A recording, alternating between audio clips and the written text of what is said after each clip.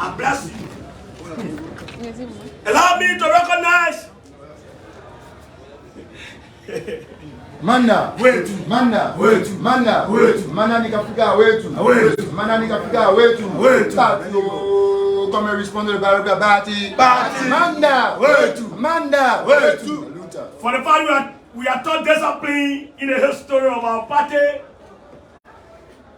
we would love to reduce our height. We would love to pause. For the fact that we are the Veteran Affairs, the most high ranking officer in the midst. For the fact that there is no senior officer. So it means that the God will do our blessing today. We must come to this podium, but we must introduce the character. It is an honor, a great honor, as Veteran Affairs of the Student Unification Party. So, to recognize an ideologue of massacracy, to have the chance to speak to you about a character, a noble character. We have been taught that when two veterans appear, and the most senior veteran will take the date. We must take the recognition.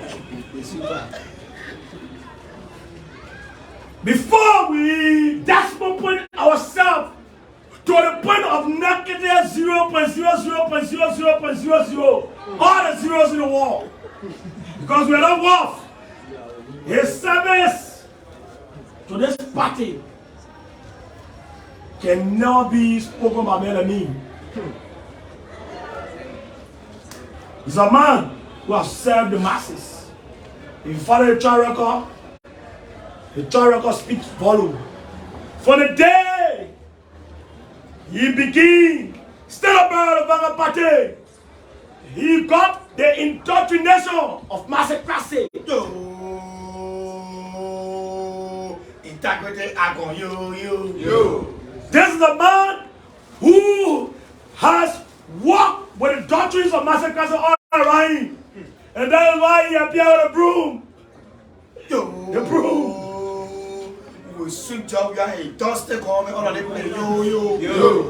Allow me to not bore the senior veteran, the most senior veteran of this, the teacher and the leader.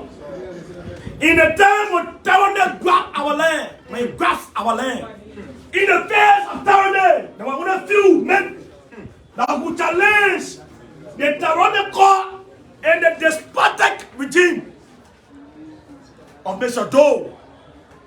The veteran who we are about to recognize has served so many positions in society, and the history reckons that never in the time has he been corrupt or did he thwart the teachings of massacracy. Say you, and the testimony say you. A man of integrity, a man who carries a great history on his shoulder and great teaching on his shoulders. A veteran that we can't speak much of because we are not worth. So on the basis of that, we'll narrow it down. We'll narrow it down to the point of decimal. We'll listen to the teacher. Allow me to call on the stage. For so many of you who have been here, this is the intellectual gazaboo. On this intellectual rosio has stood, and he stood before. And sometimes when I take the platform, I hear a voice. It's ringing in my ears. And while it is true, I carry the name of the Chairman Emeritus, Wo Gapi Tapia. I love to be called Wo Gapi Tapia. And there are many people who don't know me by my real name. When I want to see me, they call me Chairman Wo. Yeah. I am James Bunimoga Zoga, Veteran Affairs of the Student Unification Party. So, allow me in the presence of the most senior veteran to reduce my height, to go on to this rosio. Veteran, Senator Emeritus, Doctor of Medicine, leader of all cadres, For the Tiawan Gongloe. Manna. Wait. Say you, Lord, leader, teacher, and mentor. Yeah.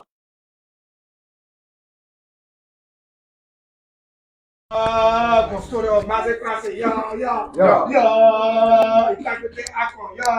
Yeah. Manna. C'est quoi? Ou sweep par leadership. C'est quoi?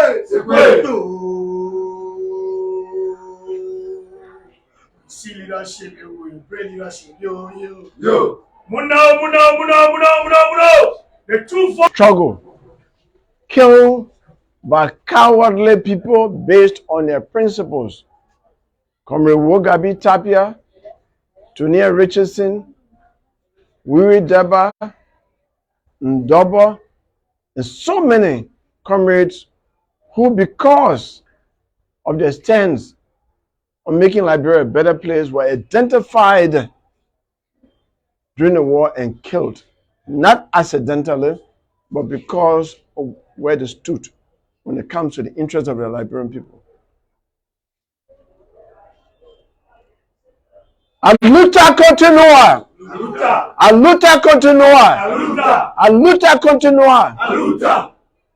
Zayo. Amanda away to. You may have your seats. This place, the University of Liberia, is not just a citadel of learning. It is a holy shrine for purity of ideas and for shaping true sons and daughters of Liberia to serve our country. That is why it is called Lux in Tenebrae. It is light in darkness. And so I can understand the frustration of militants when they see people who came from this holy shrine, light and darkness, go out there and create darkness. When they come on this campus, you don't waste time in condemning them, because you consider them traitors to what this university stands for. Now, those of us who commit ourselves to the principles and continue to commit ourselves to the principles we stood for at the university, that we will be the light and darkness, are not afraid to come here. We will never be afraid to come here. Yo, this your home. Yo. Our motto was, and it was written on the university spokesman that I was a member of the editorial staff of, even a bullet to our breast, we shall speak the truth. Today, many of us have gone through difficulties. Some have died because of standing on the side of truth. When we used to criticize government here, many years ago, we were told, you are only speaking because you are not there. When you get there, you will do the same thing. We are proving them to be liars. We have had government jobs. Check our track record. No one has found our hands in the cookie jar. We've never put our hands there, because it will have been a betrayal to what we commit ourselves to here. That we will be the light in darkness. And that is why, having criticized advocates for good governance for years, respect for the rule of law, respect for human rights, and being committed to the protection of all Liberians and seeking their welfare, and no one has listened, we decided to obey what Albert Einstein once said, great scientist. That the world will not be destroyed by those who do evil, but by those who watch them without doing anything. I cannot continue to watch them carry our country down.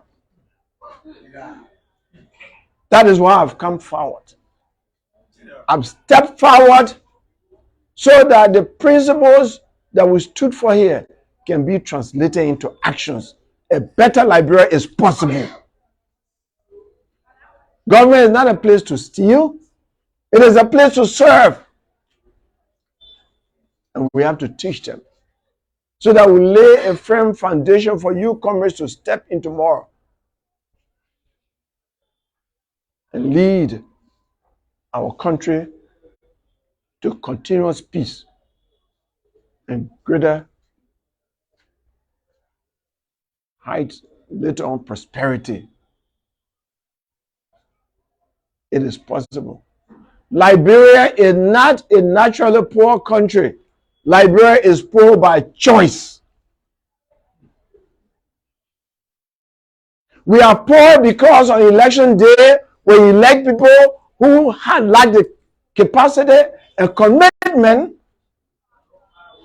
to manage our resources for our security and benefit. And in a country where greedy men and women are elected into the legislature and executive mansion, there can be no peace. I'm not talking about prosperity. Because greedy men and women commit themselves to mass deprivation of the rest of the citizens so that they don't have their basic needs. When that happens, it creates mass anger because a hungry man is an angry man. There is no way you can have reconciliation and unity in any country where a tiny minority of the people take what belongs to the rest of us and enjoy it. Sometimes in a very annoying way. Look, I was in Foya recently and I said, what is this? I saw 14 buildings, giant size buildings, all of them air conditioned. And they call it Blue Estate. I said, who owns that estate? Is it a government estate? I said, no. It belongs to one lawmaker in Monrovia called Thomas Fala. And no one lives in it, in any of the apartments, in any of the buildings. It's only occupied when he comes here for weekend. Yet, the road to get to Foya damaged all three of the cars that I carry. You see their concept of how to manage power? The people can't even move. In fact, from Zozo to Vonjama, I saw an ambulance moving, and you could actually walk past that ambulance. The only thing that makes it an ambulance is the words written on it and the siren. Because the roads are so bad that the ambulance will go on like that. And I said, but this is not ambulance. This is a hearse. Because that person in there will soon die and will be carrying a dead body. Simply because mass deprivation has led our government not to maintain the roads. Oh yes, they talk about building roads, the community roads, all in different areas in Monrovia. They act out of ignorance because when the majority of the people are satisfied, the country becomes stable. When you maintain the roads all over the country, goods and service, goods and people move. People can bring their goods to the market and earn money. Sick people can move to hospitals easily. Because the purpose of ambulance is to speedily take a patient to the nearest clinic. But if an ambulance is moving 5 miles per hour, Obviously, every patient in that ambulance would die. That's ignorance. What do you enjoy? How do you enjoy human suffering? And then they say, oh, there should be peace. They are promoting peace. Silence does not mean peace. And part of the thing they're ignorant about Liberian culture. Liberians, except for the few conscious here, don't speak a lot. This always surprise people. In 1979, it was announced by the government of Liberia that Liberia was the most peaceful country in Africa. And the people didn't speak. But April 14 took place, and they were surprised at the masses coming out and what they were doing. April 12 took place. Liberia is a country in which you see the tap of the water so still, but under is boiling. And I always tell Liberians, the ignorant people who lead our country, don't take Liberians for granted. They are different kinds of people. Their reactions can be worse than anybody anywhere in the world. Today, oh, why do we blame Thomas Fala?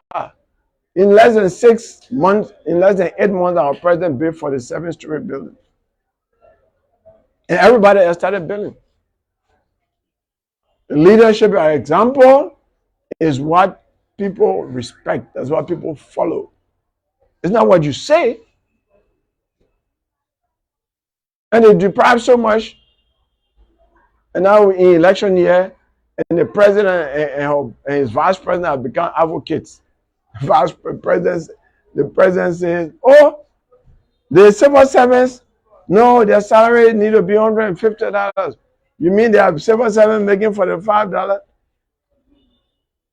Which president said, you mean you don't know the government that you are running? You don't even have that information? That your civil servants are not making the salary that was set by the government? And then you start advocating, oh, I'll make sure that civil servants should make this salary. I said, the president doesn't know that he's there to lead. He has become an advocate. Then the vice president gets up and says, you know, the magistrates are corrupt. Election magistrates are corrupt. What does she know that we don't know? You won election 2 times as senator. And then you won election a ticket, you vice president, you telling her that the magistrates are corrupt? There's more that she needs to say.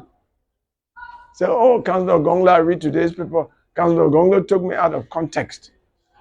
And look at a big difference because Magetu got up and said, oh, people took me out of context. And like the only phrase they like, taken out of context.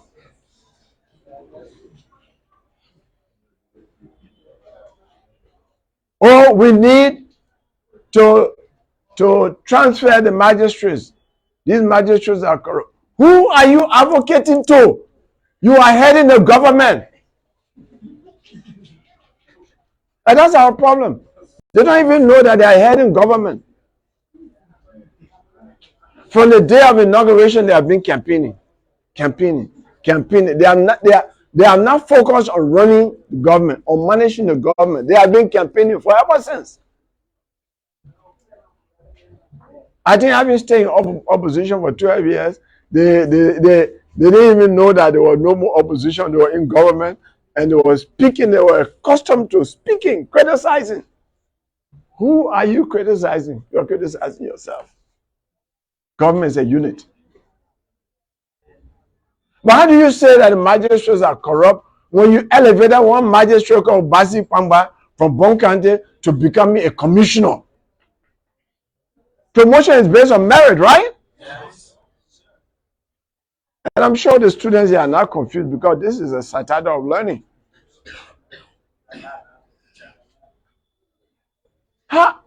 You promoted somebody and you say, oh, this was bad and not performing the duty properly, they are corrupt. You are telling the Liberian people that you are a beneficiary of the work of corrupt magistrates, thereby raising question about the legitimacy and credibility of the government in power. Am I making sense? Yes. They think that opposition is supposed to say that these people won election because the magistrates are corrupt. The second person in command of the government is saying that. And the legislature will do nothing about it. Because numerically, we have opposition parties represented in that bill in the legislature. Functionally, all of them are seditions.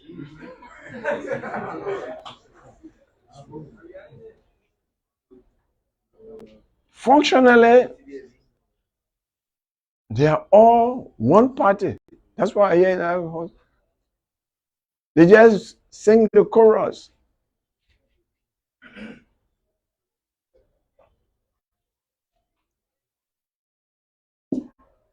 All conscious people have to stand on one side. Don't be confused about the future. This election that is coming, we should look at those who have remained consistent in doing what is good for Liberia. This 2023 election, if people who are behaving like this in their first term, what do you think they're going to do in the second term? Oh my God. They will use the broom a different way. They will sweep everything from there. That's why before they do that, we should sweep them from there. Because right now, Liberia is in the ICU. Liberia is in the intensive care unit. Young people, if you allow them to remain there one more day,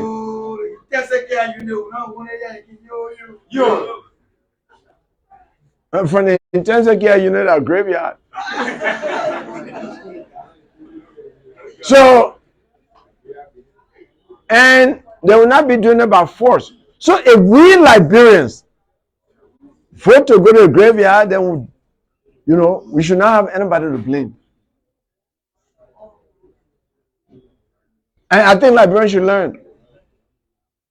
What we learn on this campus is method of analysis that makes us think properly. Thesis, antithesis, and synthesis. Right? So, how do you take your Mercedes Benz that is smoking or something happened to it, and you say, "Oh, I don't trust the mechanics in Liberia." When you take should I give you any reasonable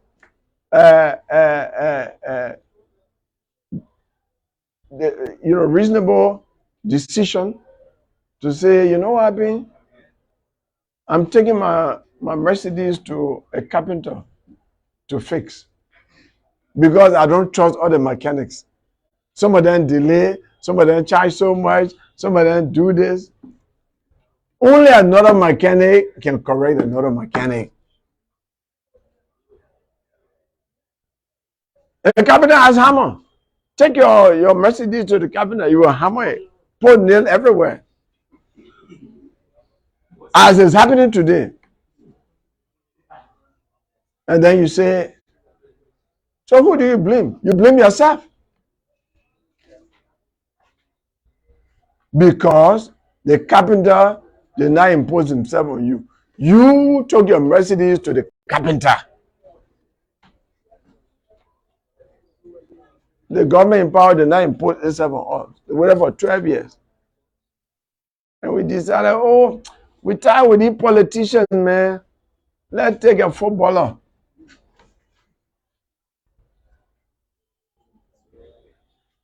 You took your vehicle to a carpenter. Why complain?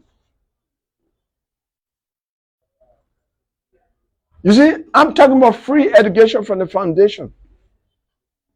That every country in the world that has had it right, whether it's America, China, Russia, France, anywhere, foundation. Start from the foundation. The quality of students you produce down there determines who comes here.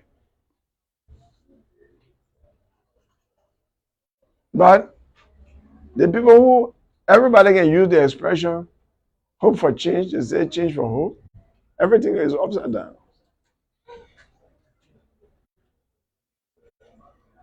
And now, I can say without any fear of contradiction that the change has brought hopelessness and despair.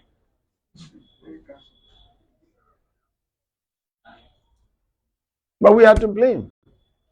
Because you cannot, we engage in what the law says, child abuse. Child abuse is a crime, we commit a crime. You don't take a 100-pound bag of rice and put it on the 10-year-old boy head to carry. This Liberia. This Liberia. The first independent country in Africa made such a decision, engaged in child abuse.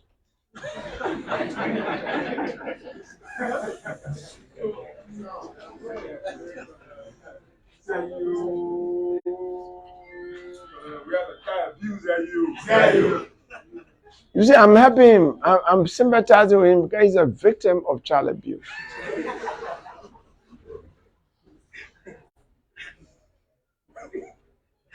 And we Liberians collectively are the perpetrators of child abuse.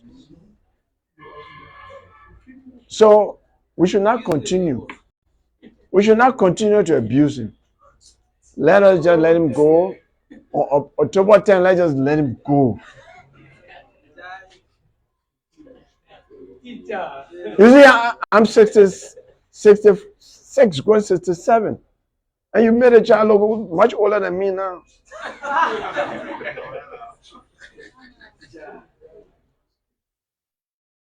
But that's true now. He ain't able to do like this, like me. I can do 60 push-ups now. He can't do it.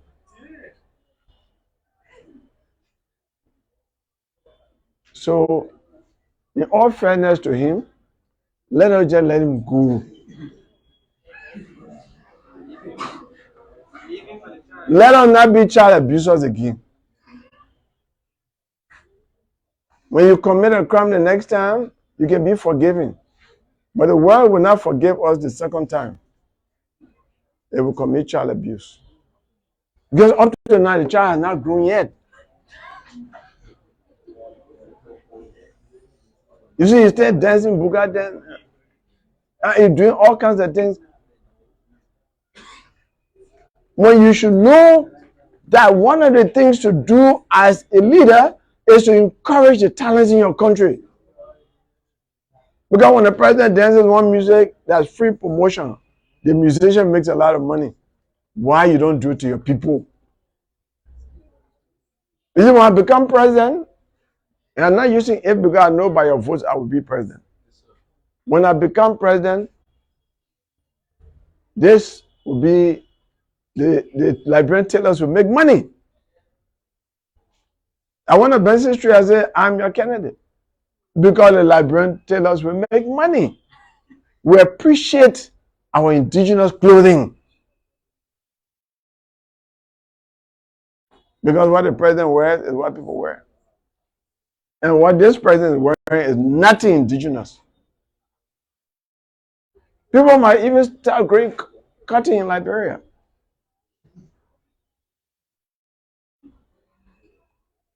So, comrades, I just passed by. Because I'm not afraid to come here. I have remained consistent with the values that were inculcated into me here. So I'm not afraid to come here.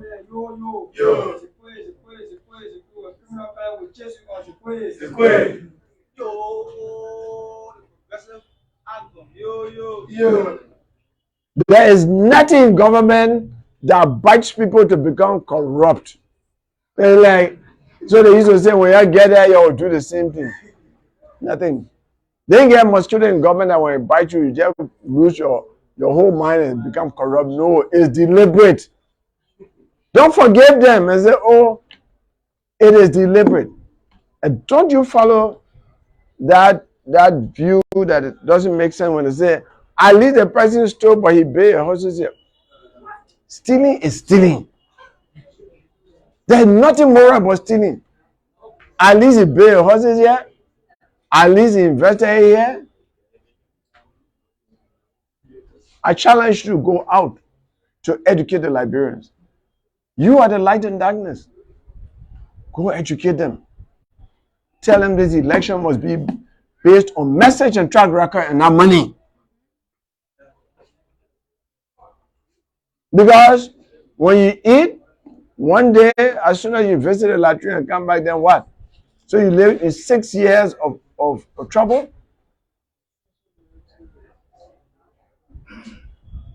So that's what you should go out and do.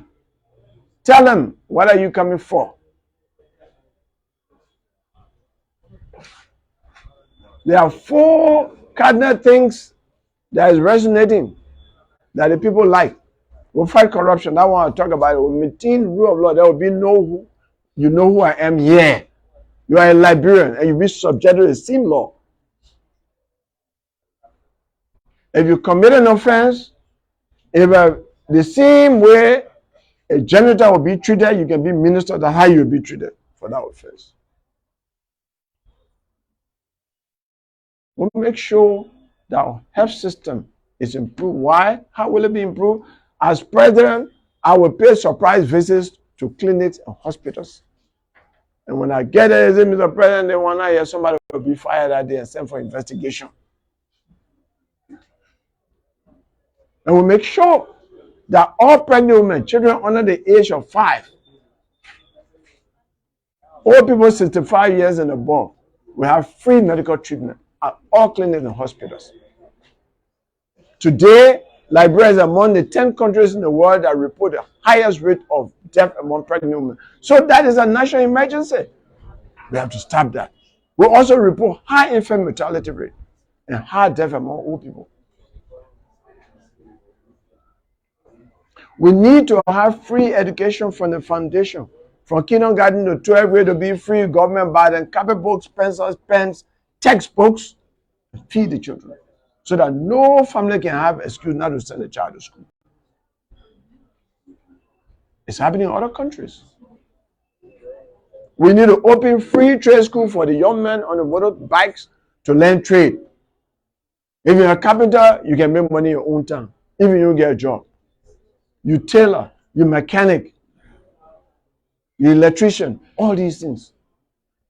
Because our government has failed to do that, when Metal Steel and other companies come, a citizen from West Africa come and say, I'm a heavy duty mechanic, say, come here.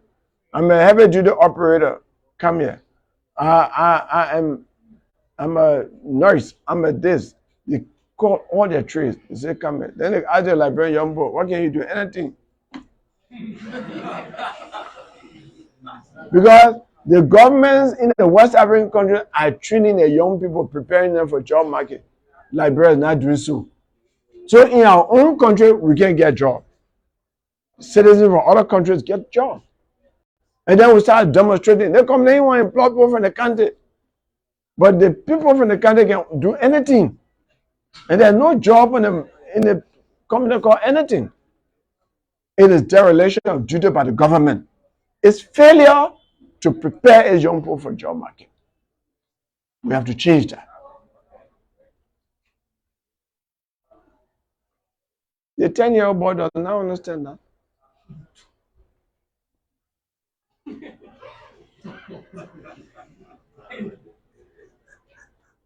How come we can eliminate illiteracy in 2 years? My program is junior high students, high school students, college students will be given stipend after school to teach people in their communities. A rigorous program that can make everybody read and write in 2 years.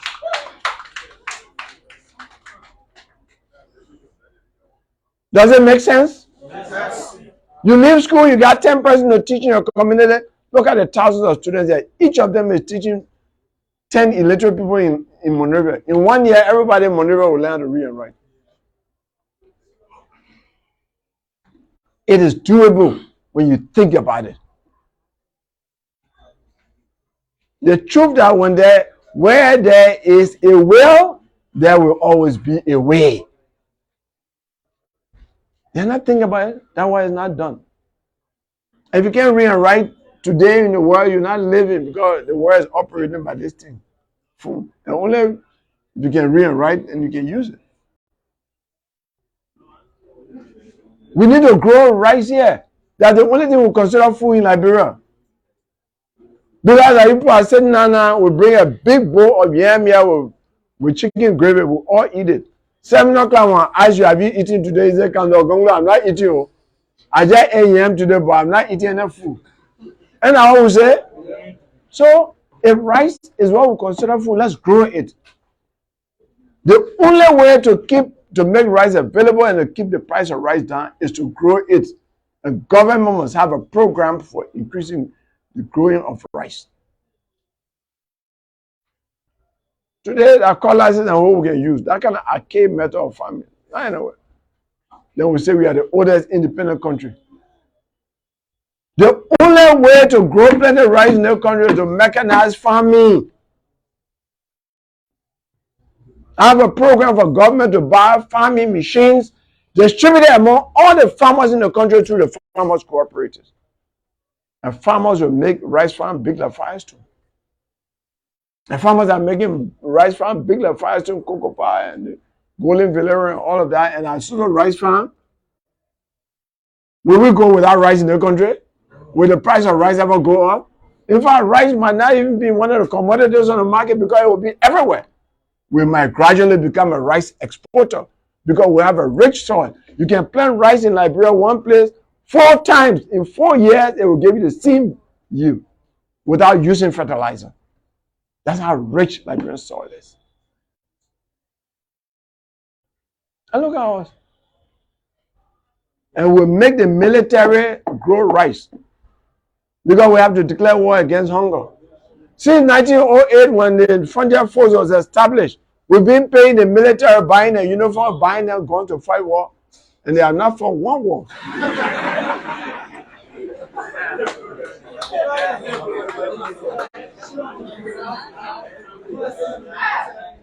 A man la way to.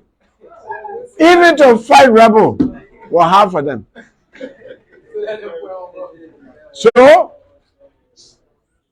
as commander-in-chief, I will command them, led by the agriculture battalion and assisted by the engineering battalion, to go to war against hunger by producing not less than 100 acres of rice farm in each of the 15 counties.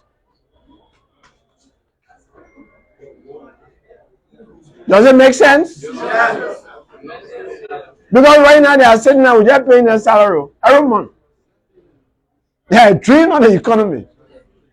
At least when they go to war against hunger and they are producing rice, and then the farmers are producing rice, Liberia will be a rice producing country.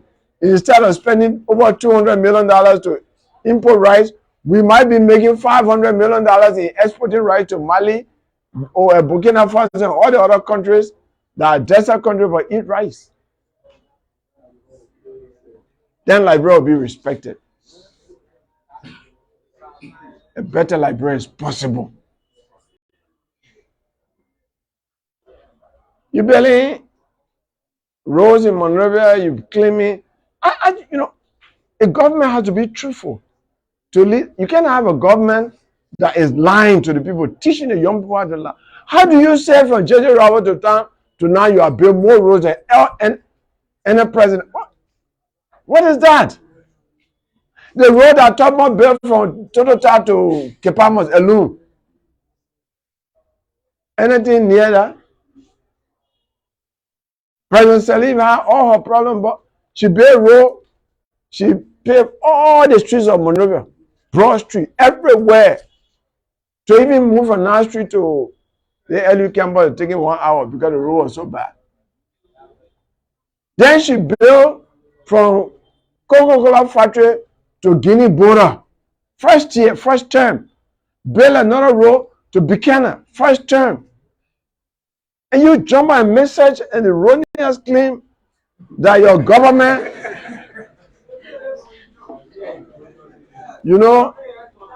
that's part of the thing about about child abuse. Because although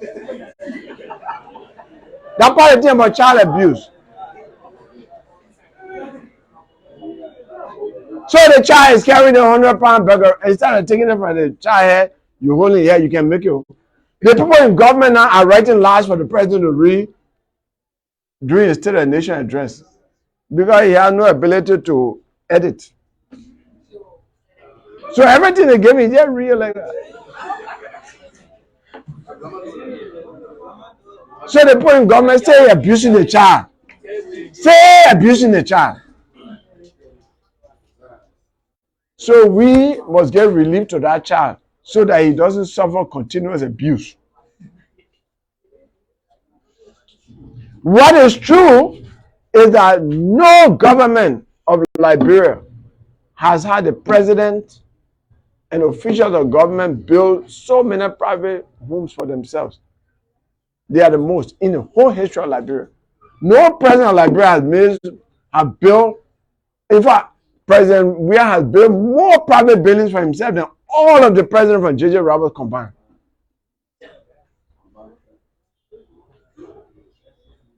But I only a child can do that because a mature person will know the consequences of that kind of action. That is the truth. He has built more private homes for himself than from J.J. Roberts to Ellen Sirleaf combined. And while that is happening, you go to JFK, you have to cross they give you prescription and go to Lucky Pharmacy. And in JFK, the biggest government hospital cannot give you tablet that Frontier Hospital will give you. That JJ doesn't in Harper will give it. And not possible. We have to end this. We have to end this. And we have the capacity to end it. I came here because I want to reinforce your consciousness to be able to go out there so that our people can vote right.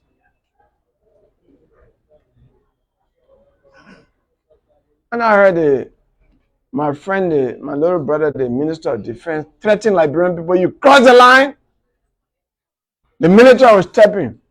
I said, but what military school the boy went to? The military must be commanded before he takes an action. And the Minister of Defense has no authority under the law to just command the army to do something.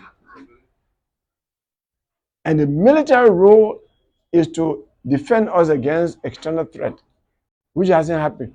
For them to perform internal duty, there has to be a state of emergency declared. And that is the president, not him. If our president will be fired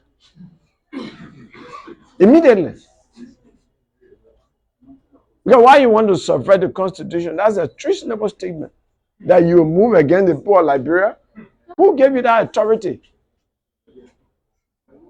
And what?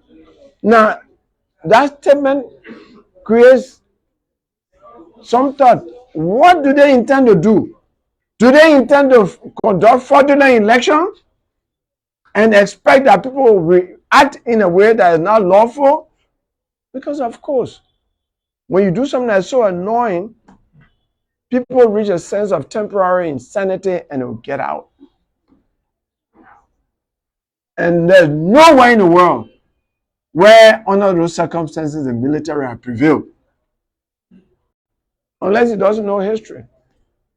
Ferdinand Marcos of the Philippines have huge army. The people say Ferdinand Marcos has to come down. And the people prevailed. The people will always prevail. Bashir of Sudan, they even indicted him for ICC. He said, I'm not going to. When the people got ready, he was no more there. Over price of bread, right? So we should not have. It's an irresponsible statement that the defense minister made. You don't get up and talk about what people don't expect. We should be talking about peace. And the government conducting itself in a responsible way that will not generate negative public reaction. He said, when the election is over and somebody cross the red line, the army will come in. But what do you expect red line to be there, sir?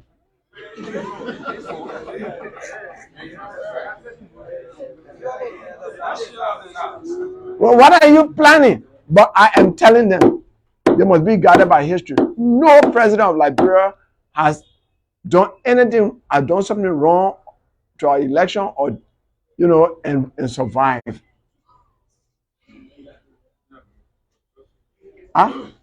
In 1871, Ijero said, oh, you're not conducting the election because you're going to have referendum or hell, my term gone 4 years.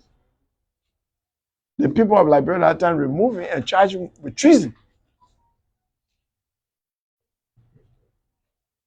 And while in jail, he told the jailer, please release me, I won't go. Let me go. Because he appointed the jailer released him. The masters grabbed him, they drag him until his skin moved from him back. They put him back in jail. He bled to death. 1871. Mr. Charles D.B. King conducted a fraudulent election with 15,000 registered voters. He said he won about 243 votes. 243,000 votes. It is recorded in the Guinness Book of Records as the most allowed anybody sanction our country who fought for our independence. Say you and your vice president better resign today before the day ends. Otherwise, we'll impeach you tomorrow. They are serious people, man. 1930. The man walked to the office, he told the vice president, better resign.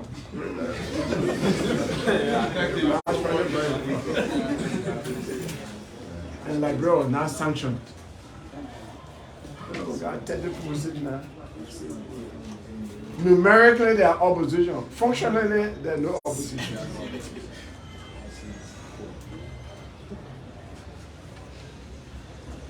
We know what happened in 1905 election when they said 50 men committed to count our ballots.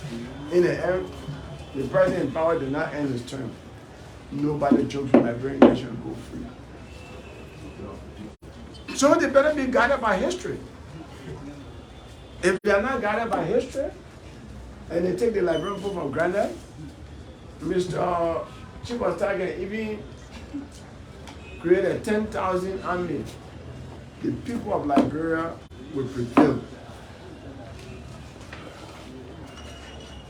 But you can think it only happens when you have a child in power.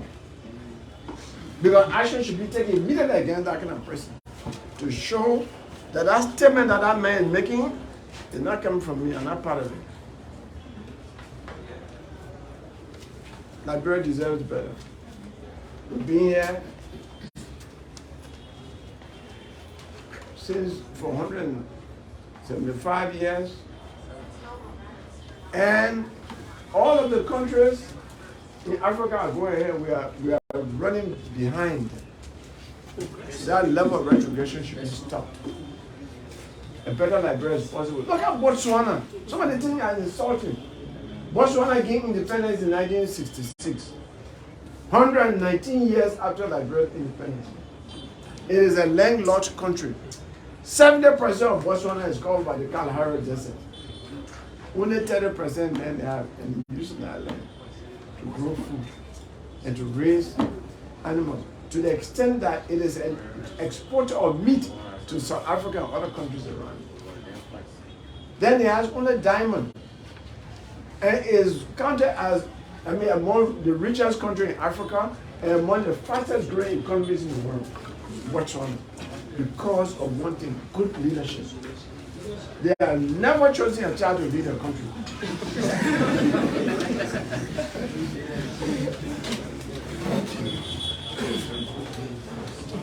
We have diamond here, we have gold, we have iron ore, and we are far beyond Botswana.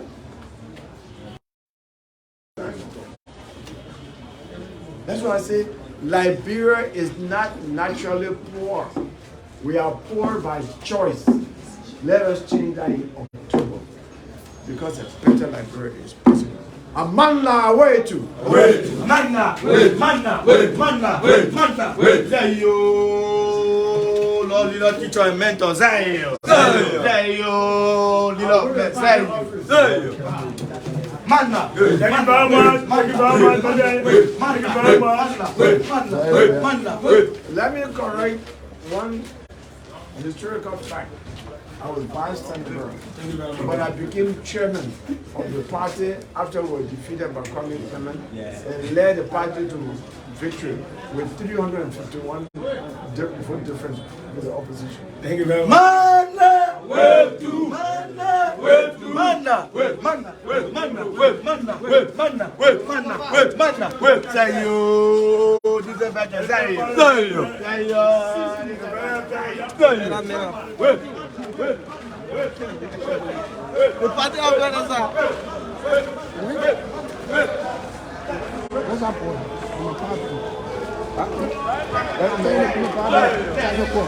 You see?